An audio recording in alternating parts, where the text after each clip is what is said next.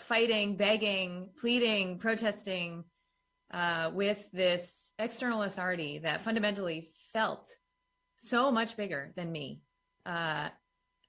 was not the way. And I kind of rolled up my spiritual sleeves, and I got down to the business of looking at how and where I was incoherent, right? How it was that I was from a very adolescent energy, like demanding that things be different and be my way, and waiting for that to be reflected somehow, like that we were winning. And I know that my reality is my making, right? So if I'm experiencing disempowerment, if I'm experiencing betrayal, there's something inside for me to examine. And so, you know, I started to look at what sovereignty actually meant for me, right? If the system isn't serving me, if it's not reflecting my values, my deep, passionate, fierce, committed belief that the body does not make mistakes, if that's not in that rubric, then how do I opt out? What does it look like, right? So I started growing my own food and raising my own chickens, and got off my smartphone and began to look at, you know, educating my children and the financial system and all the rest. And even that layer, that lifestyle layer, was still a means of avoiding the even deeper inquiry.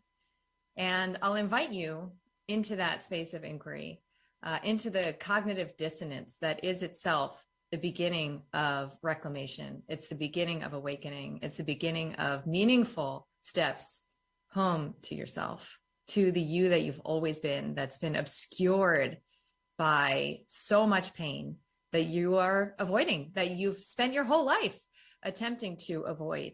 It's so big. It's existential. It's terror.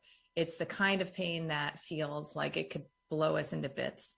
And I would wager that the avoidance of that pain is what is driving most of our behavior. And I could certainly speak for myself. It's what has driven most of my activism, most of my decisions in life, building this kind of straw hut of, I think I'm safe now, you know, that could be blown down you know, with the slightest wind.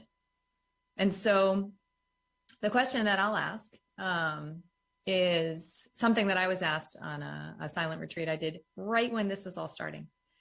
It feels like 100 years ago, but I think it was 2 years ago. I don't know. Anyway. And that question is, what is it that you know, you deeply know, you can't unknow, that you really wish you didn't know?